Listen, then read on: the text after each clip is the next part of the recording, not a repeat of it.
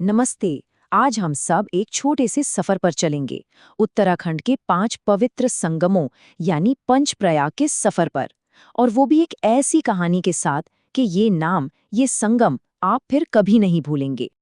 अक्सर ये मुश्किल भरा लगता है ना?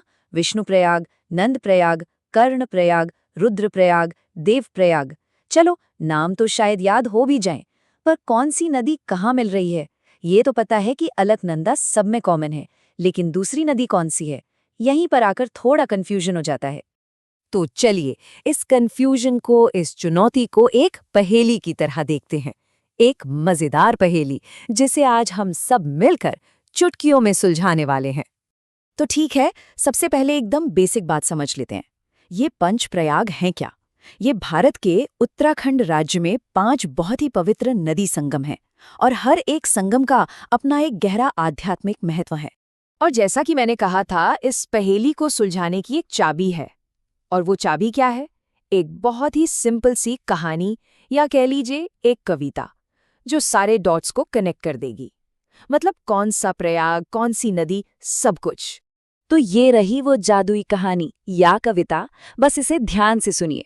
विष्णु धौली में नहा रहे थे, नंद नंदा को बुला रहे थे, कर्ण पिंडदान कर रहे थे, रुद्र मंदा को मना रहे थे, देव भागी के साथ जा रहे थे। बस इतना ही। इन्हीं 5 लाइनों में पूरा का पूरा राज छिपा है। तो ठीक है, अब इसे एक एक करके तोड़ते हैं, समझते हैं। पहली लाइन क्या थी? विष्णु धौली में नहा रहे थे। अब इसमें हमारे काम के 2 शब्द हैं, एक है विष्णु और दूसरा है धौली। तो अब देखिए कितना सिंपल है ये। हमारे पहले शब्द विष्णु से बना विष्णुप्रयाग, और दूसरे शब्द धौली से बनी धौली गंगा नदी। और हाँ, अलकनंदा नदी तो 5 प्रयाग में कॉमन है ही। तो विष्णु प्रयाग में कौन सी 2 नदियां मिली? अलकनंदा और धौली गंगा। है ना एकदम आसान? चलिए, अब कहानी में आगे बढ़ते हैं। दूसरी लाइन थी नंद नंदा को बुला रहे थे। इसमें तो हमारे कीवर्ड्स बिल्कुल साफ साफ दिख रहे हैं, नंद और नंदा।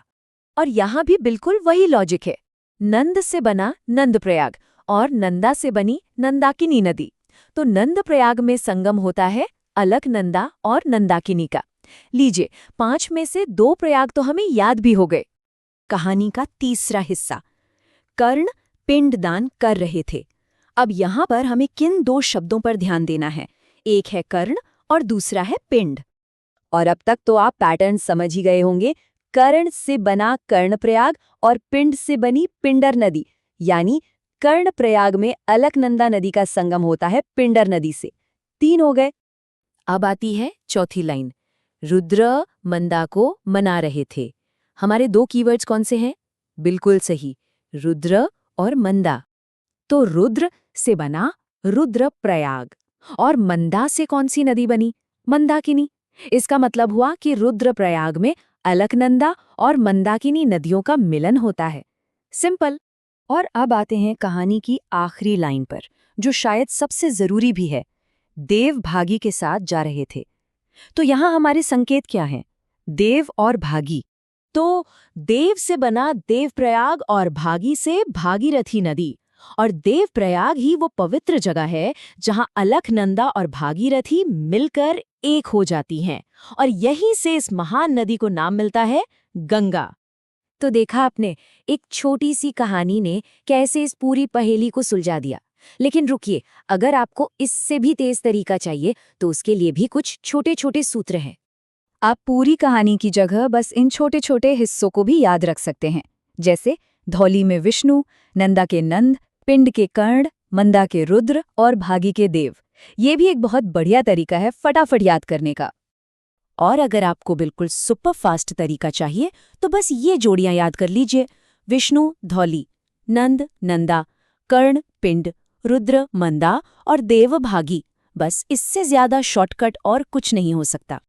तो अब मुझे पूरा यकीन है कि इस कहानी और इन आसान ट्रिक्स के बाद पंचप्रयाग और उनकी नदियां आपको हमेशा याद रहेंगी। अब कोई कंफ्यूजन नहीं होगा। और आखिर में एक सवाल, किसी भी मुश्किल चीज को, किसी भी कॉम्प्लेक्स जानकारी को इतना सरल और यादगार बना देना, ये भी तो अपने आप में एक कला है ना?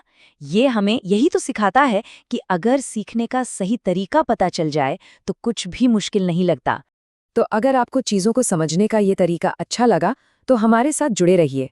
इस चैनल को सब्सक्राइब कर लीजिए ताकि ऐसे ही और दिलचस्प तरीकों से हम सीखते रहें। नमस्ते।